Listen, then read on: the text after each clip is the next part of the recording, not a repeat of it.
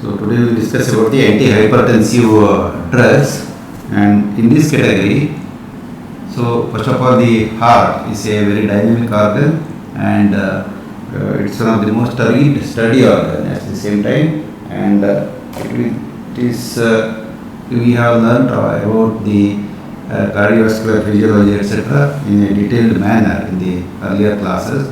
So coming to the hypertension, usually the normal blood pressure is the 140 millimeter of mercury and lesser is less than 90 millimeter of mercury, and we have got these two. One is systolic blood pressure and another one is the diastolic blood pressure. So systolic means, so the diastolic means the filling blood pressure, systolic is the pumping blood pressure.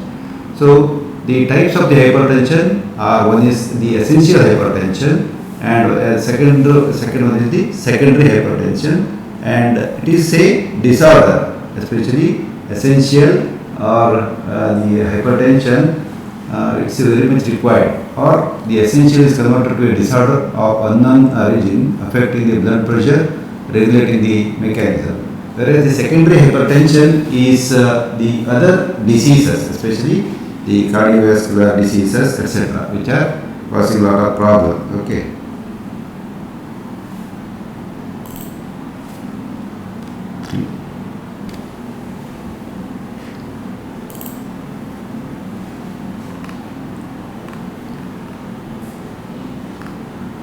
So coming to this particularly, this essential and not essential, and it's a disorder of unknown origin. So disorder of unknown origin. Then the varieties of the factors are there. Number one is the stress, then excess sodium intake, then the obesity. This is a factor which is going to cause a lot of disorder, especially the obesity. Then especially the stress. Stress is one of the cause which is going to, in which this is going to increase the blood pressure. And obesity, then smoking. These are all the environmental factors. Then why the treatment is required for the diabetes disease is the damage to the vascular endothelial cells is going to happen, especially the peripheral vascular endothelial system. Then maybe to the part of the atherosclerosis, that's what as the heart diseases. Then the nephropathy due to the high intraglobullar pressure, then increased load on the heart due to the increased blood pressure can cause the congestive heart failure. And another thing is the hypertension. Hypertension means the increased blood pressure as symptomatic, which needs the treatment. And the normal pressure regulation is like this. Usually it is going to happen, especially the normal pressure. Then the hydraulic pressure is means blood pressure is equal to cardiac output, so or CO, into resistance to the passage of the blood, resistance to the passage of the blood, and also the especially then kidney is also one of the important organ through which this blood pressure is maintained. And you can see that the resistance to peripheral vascular resistance, as it is going to increase, then it is going to cause the increased blood pressure, peripheral vascular pressure.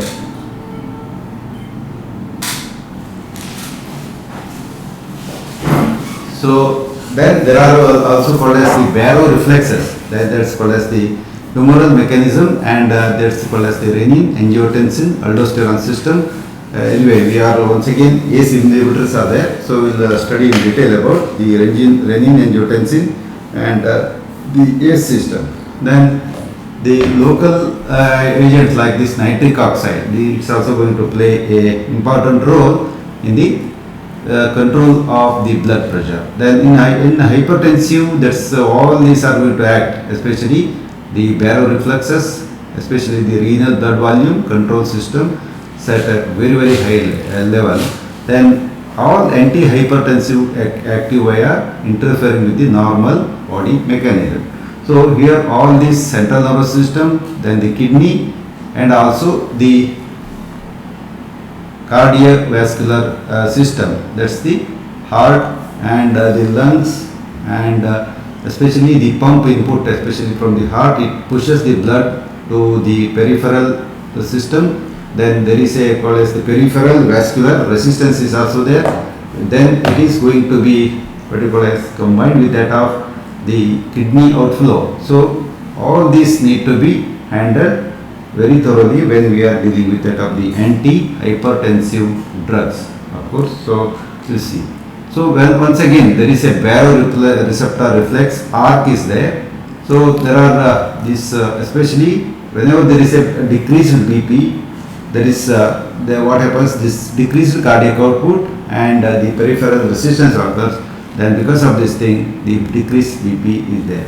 So this will give a stimulus to the baroreceptors which are in the central nervous system. Then it is going to increase the peripheral resistance and increase the cardiac output. So both of this will increase the blood pressure. That is the baroreflex systems. So these are called as the baroreflex arc.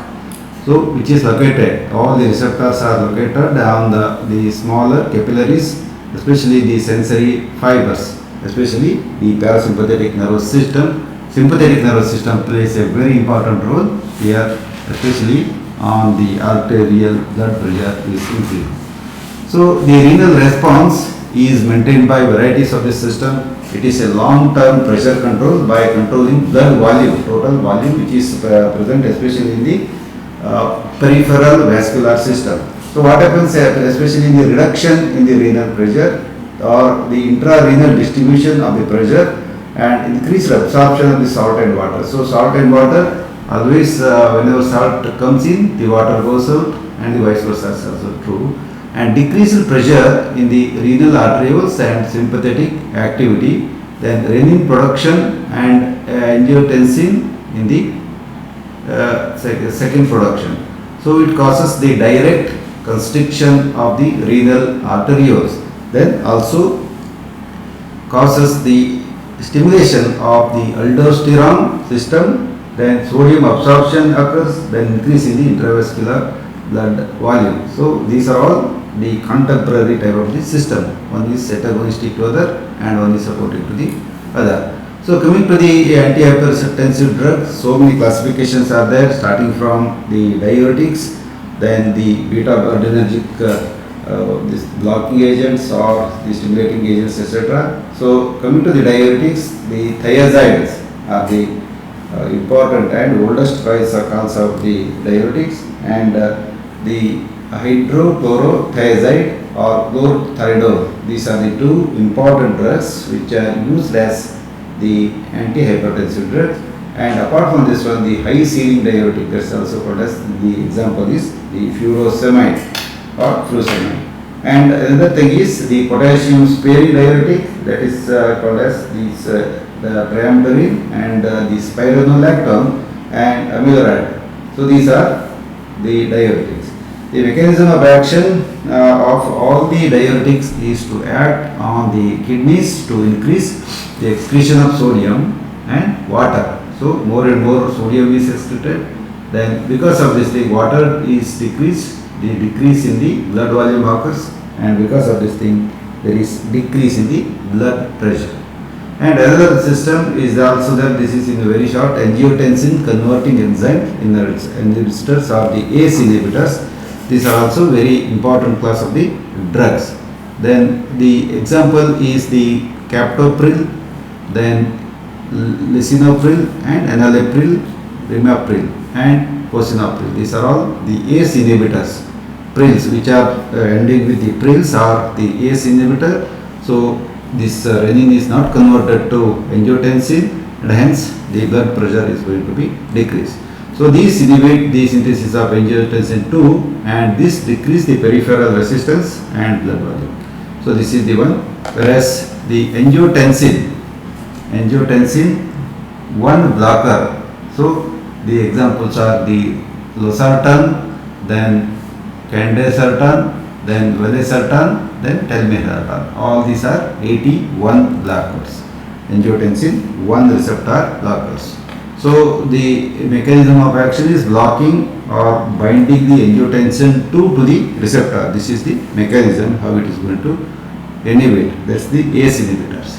Then centrally acting drugs, the clonidine, alpha 2 adrenergic, alpha 2A receptor, then decrease sympathetic outflow and causes the fall in the BP. That is the clonidine's action, and also the methyl dopa is also one of the drug that causes the action on the alpha 2A receptor, especially in the central nervous system. Then very important drugs are the beta adrenergic blocking blocking drugs. The number one is the selective drugs, then non-selective drugs like this propranolol. So it's also going to block both beta 1 and beta 2. Whereas the examples others are the nadolol, timolol, pindolol and labetalol. All these are the non-selective beta adrenergic blocking agent. Whereas the cardioselective or the beta adrenergic block is very specific blocking agents are the atenolol, esomolol or betaxolol. So remember all these drugs important. The important category is metoprolol, non-selective is propranolol, very commonly used in varieties of the cardiovascular disorders. So these are going to bind with the beta adrenergic receptors and block the activity. Both beta and alpha adrenergic blockers like the labetalol, then carvedilol are the examples of the beta and alpha.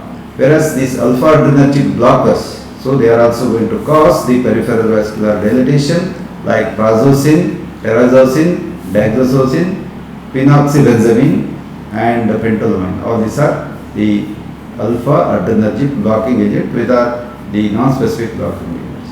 So blocking up the alpha adrenergic receptor causes the peripheral vascular dilatation. So usually if you relax you stimulate the alpha 2 adrenergic receptors, the peripheral vascular resistance is going to be decreased. So these are all the class of the antihypertensive drugs, and in future also we are going to do. So they are all categorized like this. Then coming to the first agents, that is the diuretics. So diuretics, you know very well that these are the drugs existing and acting on the kidneys and causing the net loss of sodium and water in the urine. So totally the water loss is there, more and more urine formation is there, and at the same time then especially it is going to increase the outflow of the sodium, along with the water will also go out.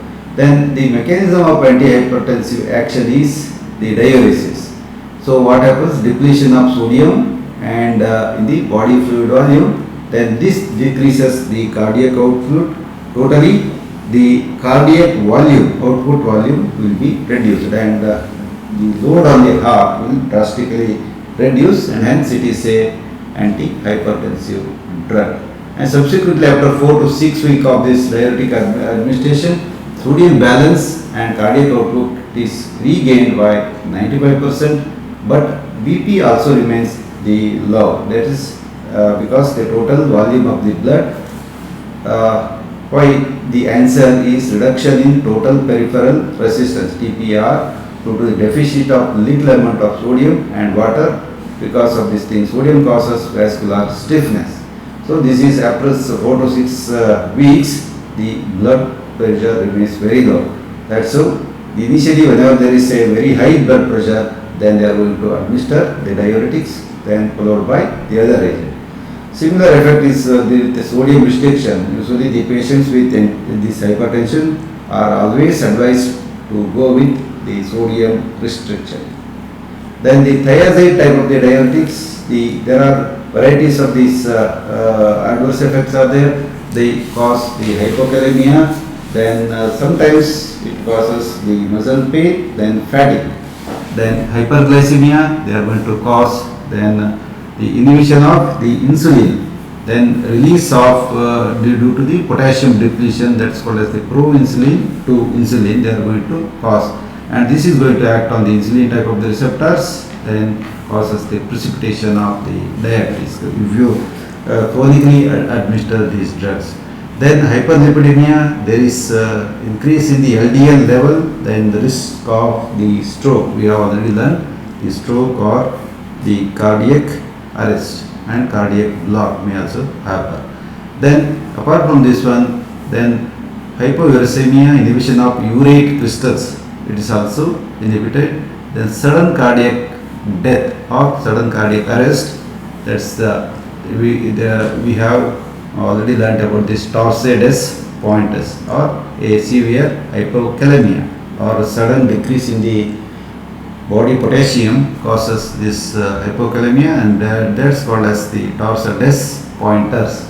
And all the above side effects when this dose of this thiazide diuretics 50 to 100 milligram per day, but it is observed that these adverse effects are minimal with low doses, that's 12.5 to 25 milligram per kg. Average fall in the BP is 10 millimeter of the mercury, especially the blood pressure.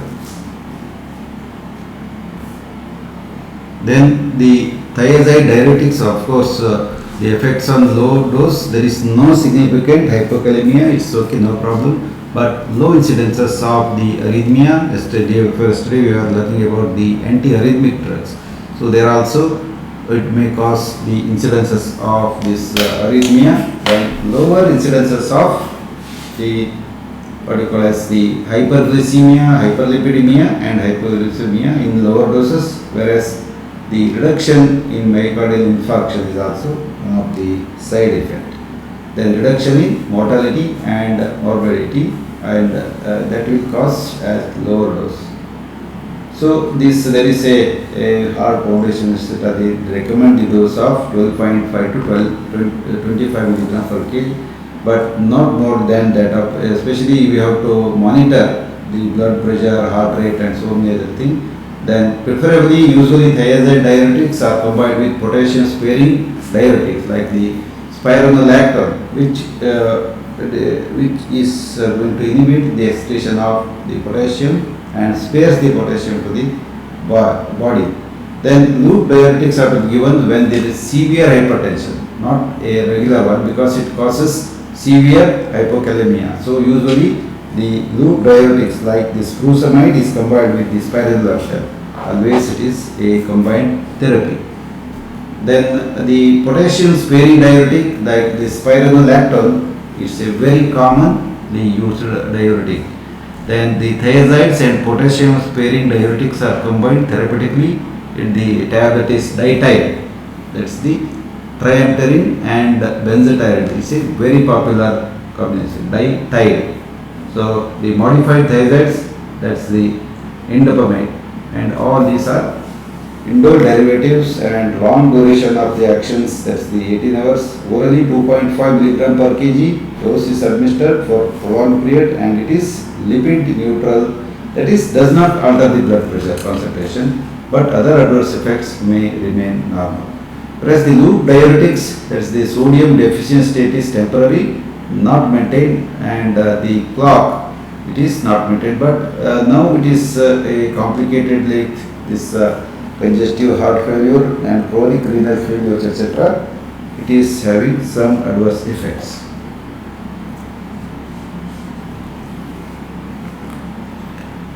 So now the angiotensin conversion system or ACE inhibitors are very popularly used in case of treatment of this thing.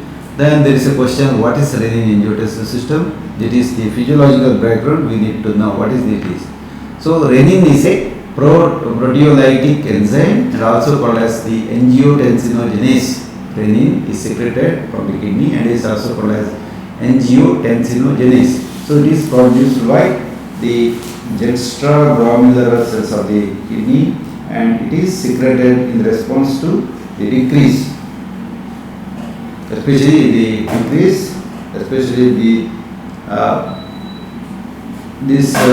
decrease in the arterial blood pressure and decrease in the sodium in the macula densa, then increased sympathetic nervous system activity. All these are the one which is going to secrete the angiotensinogenase from the juxtaglomerular complex of the kidney.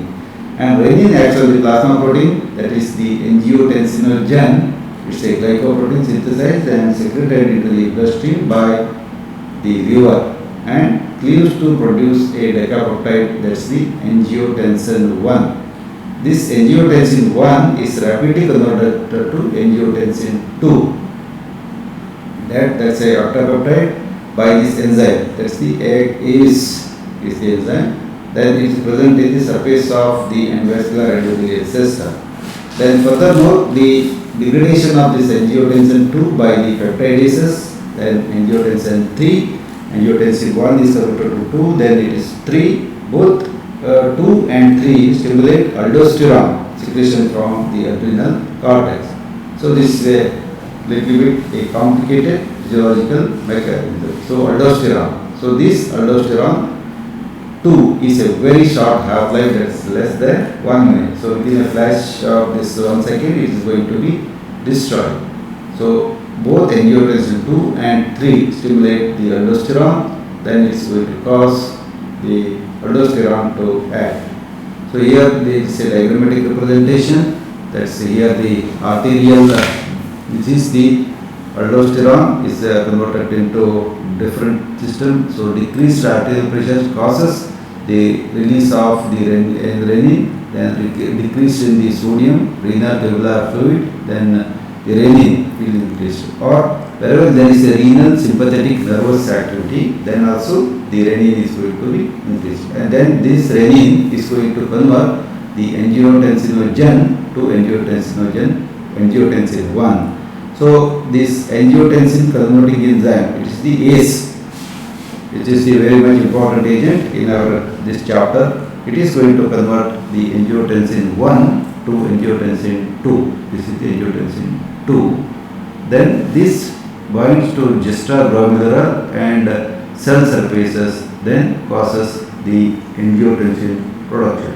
Whereas the angiotensin 2 is also converted to angiotensin 3 with the aminopeptidase enzyme. So what happens is, because of this thing, the cardiac what as the peripheral vascular constriction occurs, then sodium and water retention will be decreased. Ultimately, there will be a increased outflow of the water and sodium occurs. So RAS action of the angiotensin, that's the powerful vasoconstrictor, that's particularly anterior direct action and release of the adrenaline or norepinephrine. So this angiotensin gen 2 promotes the movement of fluid from vascular to extravascular surface.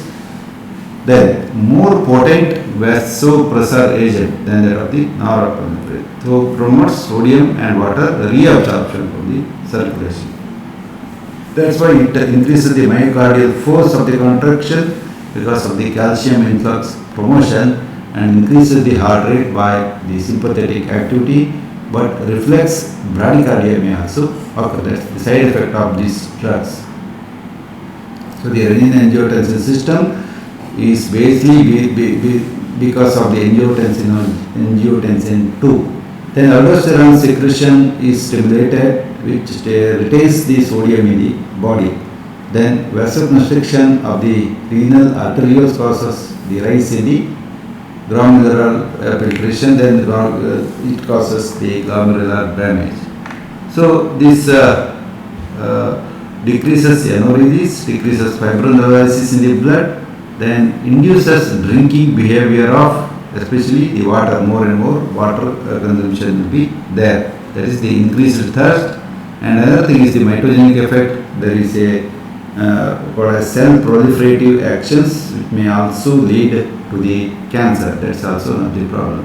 So angiotensin 2. So there are ill effects on the chronic administration of these drugs. Then what happens is volume overload and increased peripheral resistance is also there. That's why the cardiac hypertrophy and remodeling, the heart structure will be changed. Then coronary vascular damage and remodeling may also happen. Whereas another severe side effect from the chronic or prolonged use is long standing will cause the ventricular hypertrophy or the myocardial infarction is also another side effect. Then hypertrophy of non-infarcted area of the ventricles, then the renal damage, then the risk of the CVS related morbidity and mortality, then the ACE inhibitors reverse cardiac and vascular hypertrophy and remodeling. So the heart restructure will to happen. Then the pathophysiological role of this angiotensin 2 is mineralocorticoid secretion is there. The electrolyte, blood volume, pressure, homeostasis is altered. Renin is released when there is change in blood volume or pressure or decreased sodium content. So ultimately, what happens is whenever there is a renin is released, internal baroreceptor pathway is activated because reduce the tension in the afferent glomerular arterioles by especially. Then low sodium concentration happens in the tubular fluid, that is the macula densa pathway, or the cyclooxygenase 2, and this nitric oxide, they are all induced release of PGE2 and PGI2. Then once again the more and more this renin is released. They are going to cause the baroreceptor stimulation, then increases the sympathetic pulses via beta 1 pathway, that is called as the renin release. Then renin release once again increase the angiotensin 2 production, then it causes vasoconstriction and increases sodium and water reabsorption. Then long-term stabilization of BPSH2, long loop negative feedback mechanism. So this causes the negative feedback mechanism and causes the hypertension and secondary hyperaldosteronism especially. So these inhibitors, examples of these inhibitors are all the prils: captopril, enalapril, lisinopril, ramipril and fascinopril, etc. Here the angiotensin as well. Please note down this diagram, especially angiotensin is converted to angiotensin 1 by the renin, whereas this angiotensin converting enzyme, that's the ACE, is going to convert angiotensin 1 to the angiotensin 2. Then this is going to block the angiotensin 1 receptors and also 2 receptors. So ACE inhibitors are going to decrease this blood pressure by not converting angiotensin 1 to angiotensin 2. Then ACE inhibitors, especially the captopril, is one of the most popularly used drug. That's the sulfhydryl containing dipeptide and abolishes the pressure action of the angiotensin 1 and not angiotensin 2 and does not block the angiotensin receptors. So kinetics of these things, overall bioavailability is 70-75%, partially absorbed and partly excreted unchanged in the urine. So food usually interferes with the absorption. So whenever it is given, half-life is just 2 hours, but action stays for 6 to 12 hours. That is the captoprils. Is especially the important drug. There are varieties of the drugs are there. Then coming to the captoprils pharmacological action in normal human beings. So it depends upon the sodium status. It lowers the BP marginally or single dose.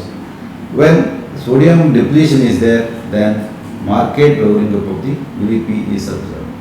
Whereas in case of the hypertensive patients, it lowers the peripheral vascular resistance and thereby the mean diastolic BP is decreased.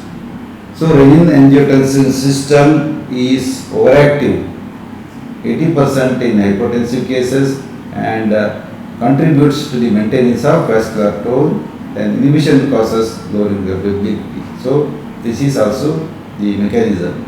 Then initially correlates with the renin-angiotensin status, but the chronic administration is independent. Then the captopril decreases the TPR tone on long-term arteriolar, it's going to dilate So there is fall in systolic and both diastolic blood pressure. So cardiac output is not altered. Postural hypertension is a problem because the person, if he lies on the ground, etc., there is so called as the postural hypertension. Then reflex sympathetic stimulation does not occur. That's also another this thing. And then captopril, the adverse effects are the cough, persistent brassy cough in 20% cases, inhibition of the bradykinin, and the substance P breakdown in the lungs happen, so the persons will have a persistent cough. Hyperkalemia in renal failure patients with the potassium sparing diuretics, NSAID and beta blockers. So that's why the routine check of this potassium level should always be indicated. Then the acute renal failure is also occurring in the case of congestive heart failure and bilateral renal artery stenosis. And angioedema or the cardiac edema or swelling up of the lips, mouth, nodes, etc. are also seen as the prolonged administration causes the adverse effects. Then rashes, urticaria, then dysgeusia means loss of alteration in the taste also occurs. Then it is a phytopathic hyperplasia of the organs, growth retardation, etc. may also happen, whereas this neutropenia is also indicated, is there. Then contraindication, it should not be administered in pregnancy, especially the bilateral renal artery stenosis occurs. Then hypersensitivity reactions may also be there, and also the hyperkalemia. These are all the common side effects of these particular drugs are concerned.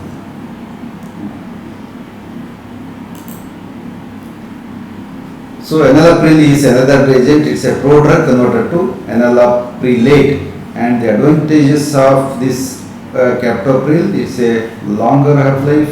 Is this once daily. This tablet is enough, 5 to 20 milligram. Absorption is not affected by the food as the captopril. Longer onset of the action and less side effects are always seen. Then the another drug, that's the ramipril. It is a popular ACE inhibitor now. Then this also prodrug with long half-life, tissue specific, proactive of the heart and kidney, uses the diabetics and hypertension. So especially in case of CHF, this is one of the drug, and the blocks, the blacks in USA are resistant to ramipril. So the blacks and the whites, the enzyme system is different. That's why they are resistant to ramipril, and addition of the diuretic may also help. So the dose need to be started at 2 point, then it may go up to 10 milligram total dose per day. Ramipril. See, lisinopril is a recent agent. It is a lysine derivative, not a prodrug. So slow oral absorption, less chances of this first dose phenomena, means sudden decrease in the blood pressure is not going to happen. Absorption not affected by the food, just like the captopril, and it is metabolized, not metabolized, and is ensured during the urine. And long duration of the action, especially the single daily dose it causes. The doses available are 1.5, 2.5, 5, 10, etc. These tablets are always available. So ACE inhibitors are the first line drugs, especially the postural hypertension, means depending upon the posture there is hypertension, or electrolyte imbalance, or there is no fatigue or weakness. It is not going to cause any postural hypertension, and it's safe in the asthmatics because the beta adrenergic blockers are not safe in the asthmatics because it is going to cause the relaxation of the bronchia.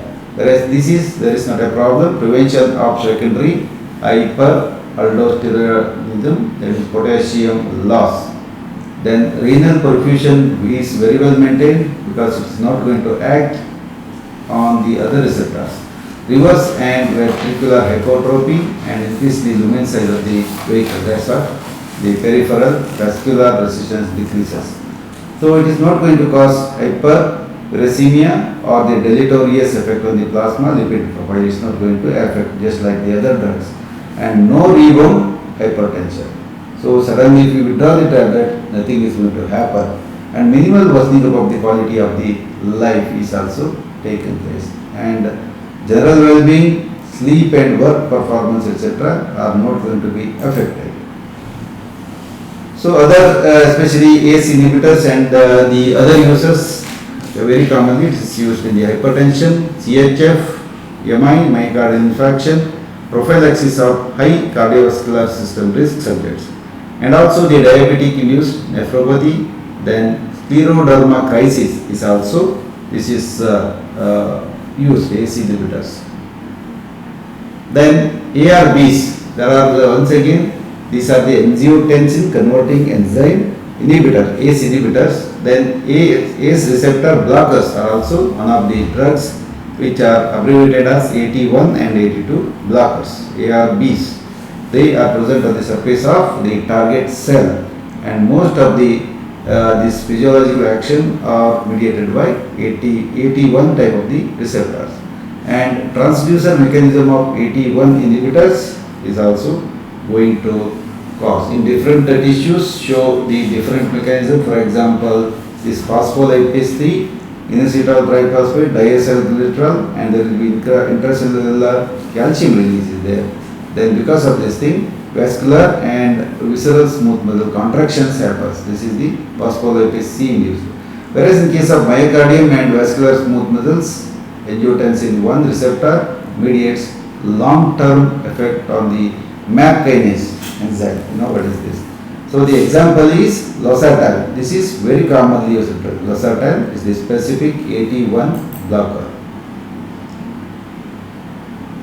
Then the losartan is a competitive antagonist on the AT1 type of the receptor. It does not interfere with the other receptor except the thromboxane A2 type of the receptor, TXA2 receptor, just like the NSAIDs.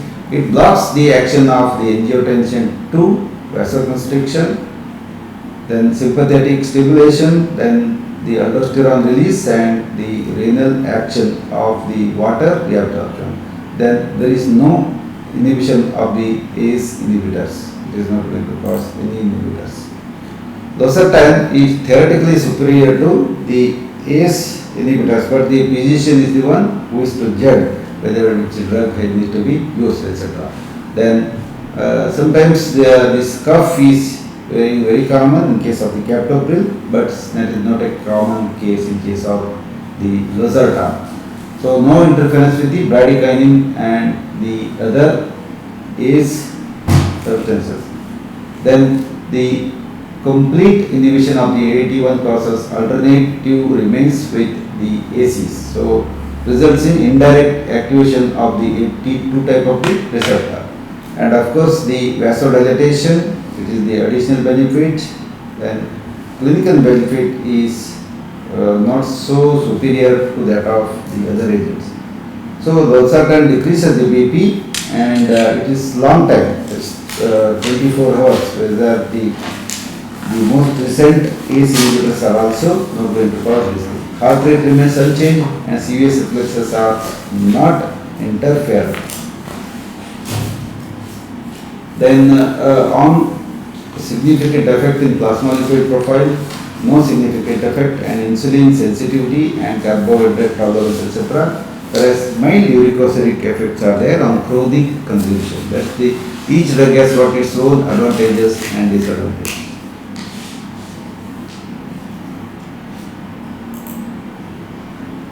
Then kinetic of this losartan, absorption is affected by food, but unlike ACE, its bioavailability is very low. Then losartan has got very high first pass metabolism. Then it is carboxylated to active metabolite, that's E3174, and highly bound to plasma proteins and do not enter the brain. Blood-brain barrier is not caused. Then the adverse effects, fetopathic like the ACE inhibitors, so not to be admitted in pregnancy. Then the rate first dose effect of the hypotension, rare first dose effect. Suddenly it is not going to cause the hypotension. That's called as a first dose effect of any antihypertensive drug, sudden or drastic reduction in the blood pressure. And low dysphagia and dry cough is there, and lower incidence of the angioedema. Then it is available as the 25 to 50 milligram tablets. Then another important agents are the beta adrenergic blocking agent. Once again, we have got the propranolol, a non-selective, and nadolol, timolol, pindolol, and labetalol are the non-selective, whereas the cardioselective, especially the metoprolol, it is going to act very specifically on the heart. And the beta blockers have got similar antihypertensive response of the additional properties. So there is a reduction in cardiac output, but no change in the blood pressure initially, but it causes the decrease in the blood pressure very, very slowly. Then adoption of the resistance vessels to chronically reduce this cardiac output. That's why it is going to cause the antihypertensive action. And the other mechanisms are the decreased renin released from the kidney, that is the beta 1 mediated thing, whereas it also going to reduce noradrenaline release and central sympathetic outflow, it is going to reduce. Then non-selective ones, especially it is reducing the glomerular filtration rate, but not with selective ones. So once again, non-selective and selective are there. And drugs with intrinsic symptomatic activity may cause the less reduction of the heart rate and cardiac output. So they are very specific in action, especially the selective beta adrenergic blocking agents. So the advantages of these drugs are no postural hypertension, no salt or water retention, because these are nothing to do with the kidneys. No low incidence of the side effects are there, and the price is also very, very low, because these are all the ancient drugs. Then once a daily regime is sufficient, long half-life, preferred in young and non-obese patients, wherever there is a sudden cardiac death in post-infarction patients and progression of the congestive heart failures. Whereas the drawbacks are fatigue and lethargy, then because of the low cardiac output, decreased work capacity, loss of libido and impotence is also seen. Then the cognitive defects or the forgetfulness, that's what this is the side effect of the propranolol, etc. And difficult to stop suddenly because it causes the rebound effect. And therefore cardioselective drugs are preferred now instead of this beta adrenergic blocking agent.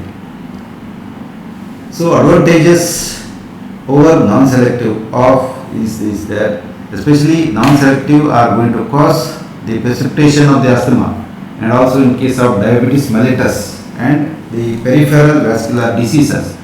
So the current status, this especially the journal, which a top journal of the Natural Cardiac Care and many other journals, they recommend first line antihypertensive drug as the beta adrenergic blockers with diuretics and this thing. So usually all these drugs are given simultaneously. A beta adrenergic blocker along with a diuretic, especially the spironolactone, then thiazide and the ACE inhibitors like lisinopril. All these are the preferred in young non-obese hypertensive. Angina pectoris and post-angina patients also, all these are used. And myocardial infarction is also very common in certain patients. Then here also they are going to use this thing, and they are very useful in preventing the mortality, especially in case of old persons. There's the carvedilol vasodilator reaction can be given, especially the beta adrenergic blocking agents. Whereas coming to the alpha adrenergic blocking agents, especially alpha 1 and 2 blocking agents are not used in the chronic, especially nowadays they are not commonly used, but sometimes it is pheochromocytoma, that's the cancer of the noradrenaline stimulating organ. So the specific alpha blockers like the prazosin, terazosin, then dexazosine are used. So the prazosin is the prototype of the alpha adrenergic blocker, then reduction, especially the peripheral resistance, etc. Then mean BP is also reduced in venomotor tone and the pooling up of the blood, and cardiac output is thus going to be released very properly. Then this does not produce tachycardia as presynaptic autoreceptor, that's the alpha 2 adrenergic antagonist. So these are not inhibited, that's why it is called as the autoreceptor. Autoregulation of noradrenaline remains intact. So it is very specific on the heart.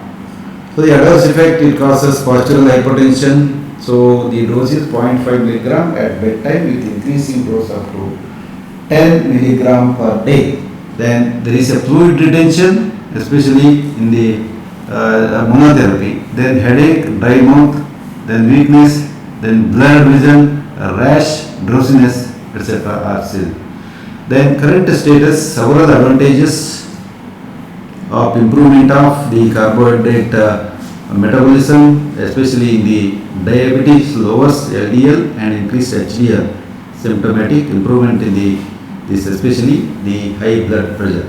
Then but not used in the first line agent, used in the addition with the other conventional drugs, especially the diuretic or beta blocker. These are the very conventionally used drug. Whenever it's detected, this diuretic, especially a thiazide diuretic with this potassium sparing diuretic, it is very common with that of the propranolol or atenolol.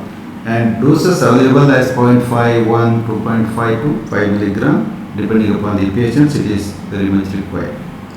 See, these calcium channel blockers are also they are going to be used as antiarrhythmic drugs, as we have already studied, the verapamil, dilantin, etc. Then calcium channel blockers are the phenylalkylamines, then there's the benzodiazepines like this phenylalkylamine is the verapamil, then dilantin, then its varieties of the generations are also there, first generation, second generation, and the third generation, the type of the calcium channel blockers, the nifedipine, then isradipine, then nicardipine, then philodipine, then amlodipine. All these are the calcium channel blockers. So many agents are also there. Then calcium channel blockers, the mechanism of action is they are going to three types of the calcium channels. We know that L type, T type and N type. These are the three types of the calcium channels. So the L type of the channels admit calcium and cause the depolarization and excitation, contraction, coupling through the phosphorylation of the myosin, light chain, contraction of the vascular smooth muscle, and it causes the elevation of the blood pressure. So these L type calcium channel blockers, L-type channel blockers, smooth muscle relaxation occurs, then it is going to cause the negative chronotropic action and inotropic and chronotropic aspect, especially in case of the heart, negative chronotropic action. So these have got highest smooth muscle, especially the muscle relaxation and the vasodilatation action followed by the verapamil and the diltiazem. So these have got, especially these drugs, especially the calcium channel blockers have got the diuretic action also. Advantages of this are they have got no adverse metabolic effect, but mild adverse effects like the dizziness and fatigue are also there. Do not compromise hemodynamics and no impairment in the work capacity, etc. And no sedation of the CNS. And can be given to asthmatic patients also, because these agents are nothing to do with any of the receptors on this bronchial smooth muscles. Either may be beta 1 or beta 2 type of the action.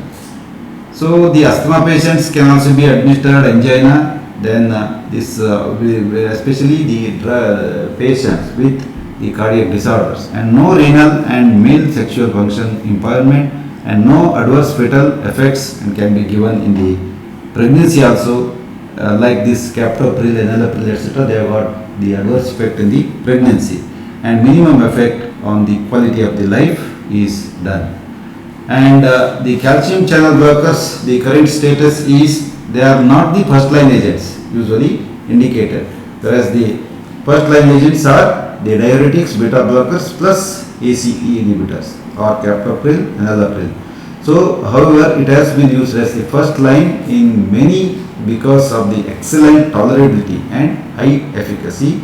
Then these are the preferred in elderly patients, especially these CCBs or the calcium channel blockers are low renin this hypertension, and they are not next to the ACE inhibitors in inhibition of the albuminuria and prevention of the diabetic nephropathy. And the drug nifedipine is not encouraged anymore, whereas the verapamil is the first agent. Still, that drug is being used. But the contraindications of these drugs are unstable angina, heart failure, hypertension, post-infarct cases, severe aortic stenosis. All these are the contraindications. Of course, the preparation and doses, amlodipine is very commonly used here. Amlodipine.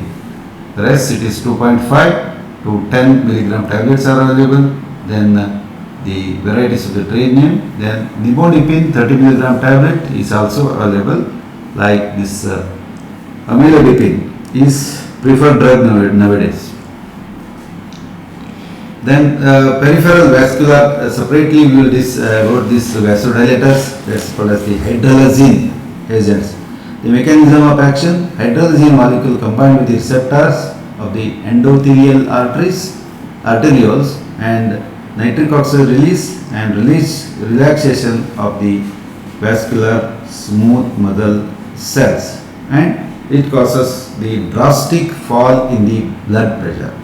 So subsequently fall in the blood pressure, stimulation of the adrenergic system leading to the cardiac stimulation and producing the palpitation and rise in the cardiac output, and especially the angina pectoris or the persons with the pace, especially, and also with tachycardia, increased renin succession, then there is a chance that the sodium retention may occur.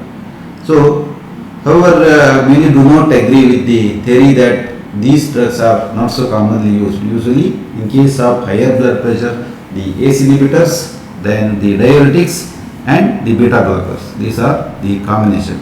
So, these hydralazine etc. are very specifically administered when it is very much required. Whenever there is a very high peripheral vascular resistance is there, then only they are used. So minoxidil, yes, this drug is one of the side effect of this drug is used, especially in case of the human beings.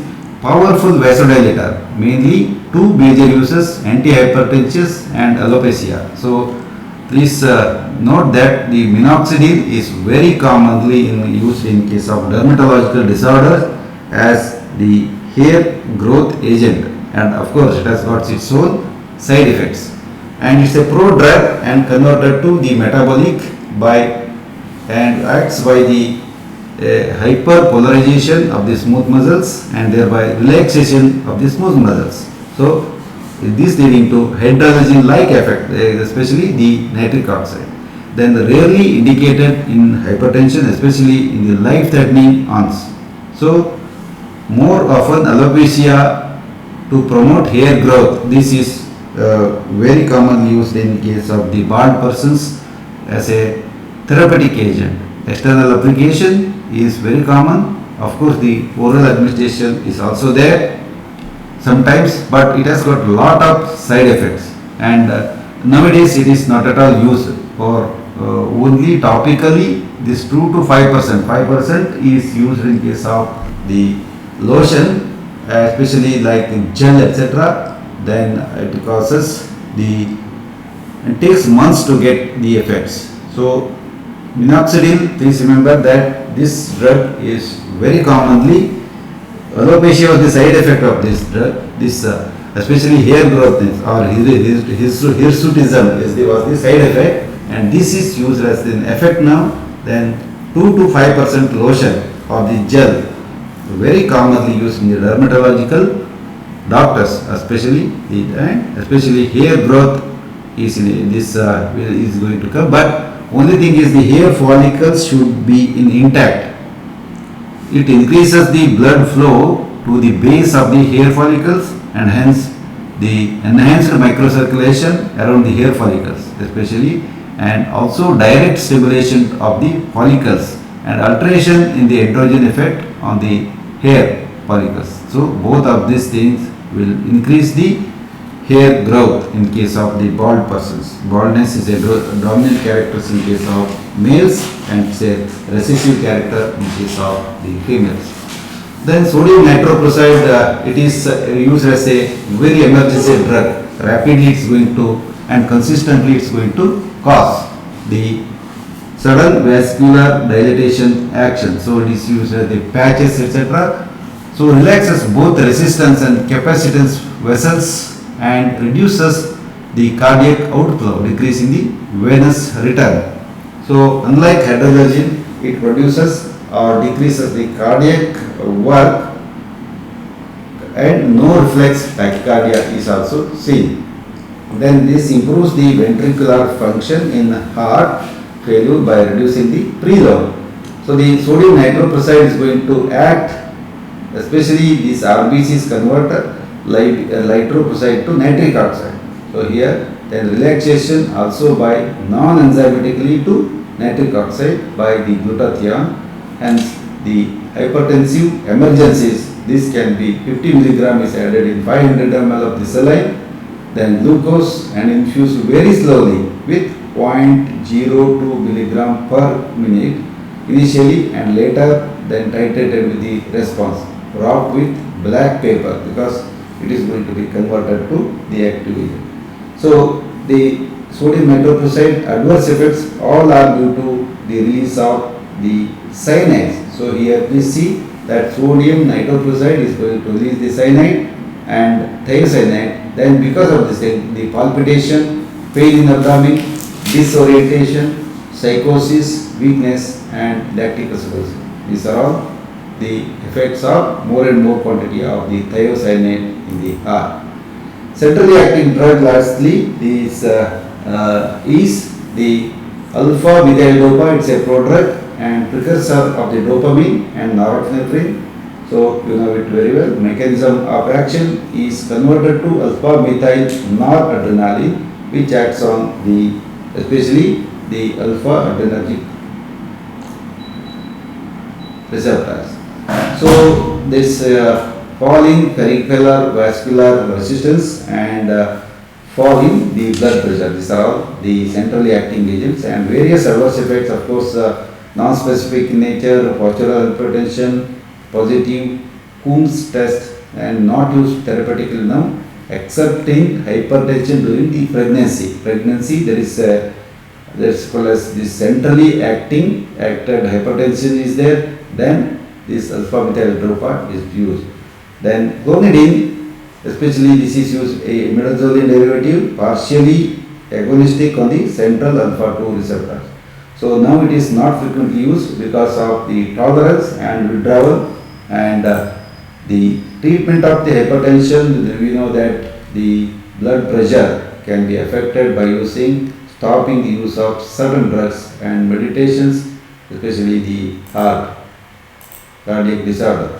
So the treatment of hypertension says 7 classification. The normal BP, you know, this 80 and 120. Systolic is more than 120. Diastolic is equivalent to 80, 81. Pre-hypertensive means a modern, it is a development of the hypertension 120 to 139. This is the pre-hypertensive this thing. So whenever you check the BP, then please get yourself confirmed. Diastolic 80 to 89, then stage 1 149 to 159. So stage 1 149 to 159, then 90 to 99 is the diastolic blood pressure. Then stage 2 more than 160, 180 or other things, they are all the hypertensive patients. So this is more than 100. So this is the very risky category and this the treatment should be done at this stage. Of course, this stage one can control, but very difficult to control this stage 2. Then varieties of the risk factors, age above 55 and 65 men and women respectively, both are equally affected. And apart from this one, the family history is a very common factor in case of the hypertension. Then diabetes mellitus and dyslipidemia is also another cause. Then hypertension, then too much obesity is also another predisposing agent for the hypertension. Then microalbuminuria is also another cause of this particularly this disorder.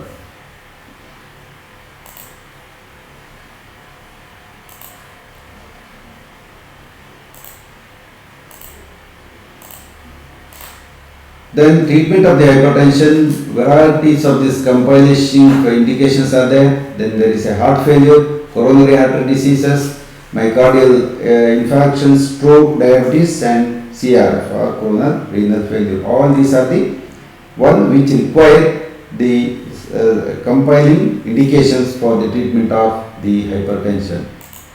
Then here the treatment of hypertension, classification and management of the blood pressure is this is a ready reckoner. Whenever this say BP, that's DBP means diastolic blood pressure, SBP means systolic blood pressure. Whenever the systolic blood pressure is that's called as the pre-hypertension 122, 139 or 130 millimeter of the mercury. Then lifestyle modification is always encouraged in any type of the blood pressure increase, or this diastolic blood pressure and this is the systolic blood pressure. Then if it is in the range 80 to 89, that's just pre-hypertensive, then encourage this lifestyle modification is very much required and here it's encouraged. And this initiation of the therapy or not, then without any complications, this no anti-hypertensive drugs are required if during this range 122 to 139 and 82 to 89. Just 10 millimeter of mercury doesn't cause any disorders. But with complicated this compelling indication, that's the drug compelling indications are there. Then coming to the stage 1, it is 140 to 159. Then sometimes 90 to 99. This lifestyle modification is very much required. The food control, then the diet, then the walking, all these things with exercise, they are very much required. Whereas the thiazide type diuretics are there very much required. And many consider ACE inhibitors, then all this ACCB, etc., ARB, then all these things are required. Whereas the drugs for this with compelling indications, then other antihypertensive drugs like can also be used. Then the angiotensin receptor blockers or beta blockers, all these may be required. They are the calcium channel blockers, they may be required, depending upon the patient type. Then stage 2 hypertension, then it is called as the very high BP, where in which the lifestyle should be changed to a greater extent, and 2 drug combinations are most commonly used. One is the thiazide diuretic, or then ACE inhibitors like enalapril, lisinopril, etc., or the angiotensin receptor blockers, they may be used like Losartan, etc. Then beta blockers like enalapril, this sotalol or any other things, and along with the amyloidopine or calcium channel blockers may also be used. So this treatment is determined by the highest BP category. Initial combined therapy should be used cautiously in those at risk of this orthostatic hypertension, means whenever they lie down, the hypertension occurs, usually with the medications. Then treatment of the hypertension general principles, stage 1. So the stage 1, you know what are the stage 1 and stage 2 to know, 140 to 149. Normal, it is less than 120, then less than 80. This is the, or 80, 120, this range is okay. Plus about 20 millimeter of mercury in case of this systolic, and a 10 millimeter of mercury is pre-hypertensive, whereas this 142 to 160 is called as the stage 1, then more than 160 is called as the stage 2, or 90 to 99. Many times this some persons it's also going to cause the stage 3. Then the treatment, especially in the stage 1, start with a single most appropriate drug with low dose, preferably start with thiazide diuretic. So you can also know others like this beta blockers, then this especially these abbreviated as CCRs, then ACE receptors inhibition, these are also used. So CCBs in case of elderly and stroke prevention, if required, the increase the dose moderately.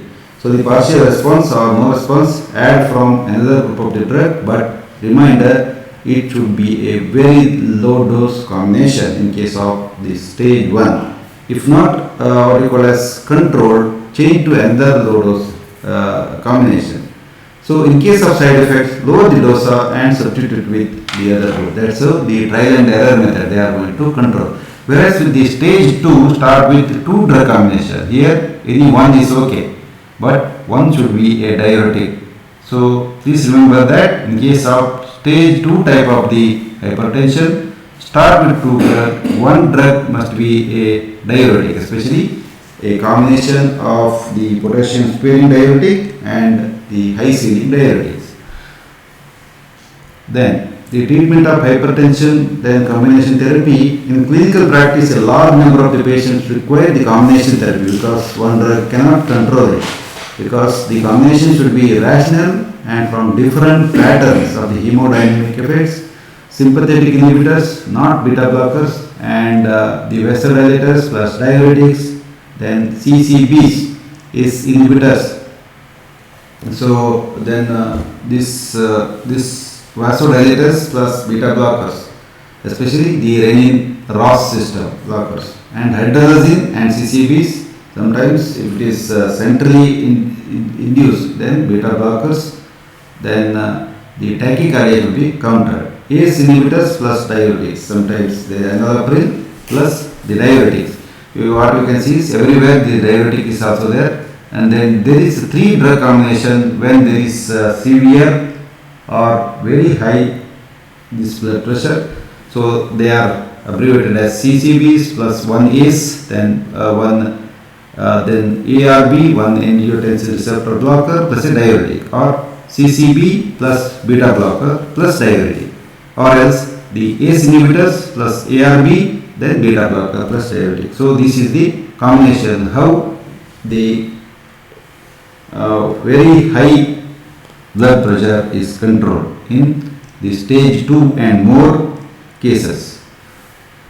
So never combine alpha or beta blocker clonidine because it causes the antagonism, because many times this multi-drug therapy causes lot of side effects. Nifedipine and diuretic synergism may also occur. Then hydralazine and DHP or the prazosin, then same type of the actions are there. So diltiazem and verapamil with beta blocker should not be used, which causes the bradycardia. Then methyl dopa should not be combined with the clonidine because the methyl dopa is both are the centrally acting. And hypertension in pregnancy, no drug is safe in pregnancy. No anti-hypertensive drugs are safe in pregnancy. So better to avoid diuretics than the propranolol, ACE inhibitors, the sodium nitroprusside, etc. should be avoided in case of the pregnancy. Whereas the safer drugs in case of pregnancy, that's the hydralazine, then methyl dopa, cardioselective beta blockers, and prazosin. These are the drugs which can be used in case of the pregnancy. Then there are hypertensive emergencies are also there. The cerebrovascular accident or head injury with very high BP. Bike accident, suddenly if you met with a bike accident, then the BP will shoot up and at that time it may cause the cardiovascular damage. And left ventricular failure with pulmonary edema due to the hypertension. And hypertensive encephalopathy may also be seen, or sometimes it may end up with angina or the myocardial infarction with raised BP, and acute renal failure with high BP, then eclampsia or this hypokalemia, then pheochromocytoma, that's the cancer of the adrenal medulla, then cheese reaction and clonidine withdrawal. Sudden, if you withdraw the clonidine, then it causes this thing. And sodium nitroprusside is the drug, that's the dose titration is very much required.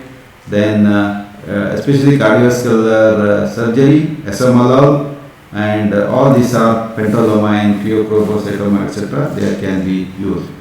And desirable to know what are in this thing we need to know in case of pharmacologies, the classification of antihypertensive, where they are going to act, etc. Then antihypertensive mechanism should be known, especially the diuretic, ACE inhibitors, ARBs, beta blockers, then alpha blockers, and CCBs or the vasodilators and central sympatholytics. All this should be known to the cardiac surgeon or the physician.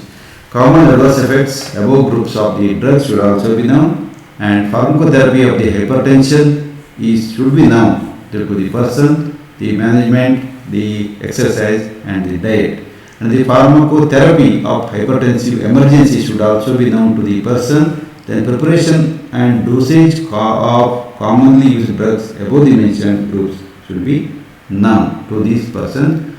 Yes, this is about the anti-hypertensive drugs, and we will detail about the other drugs, especially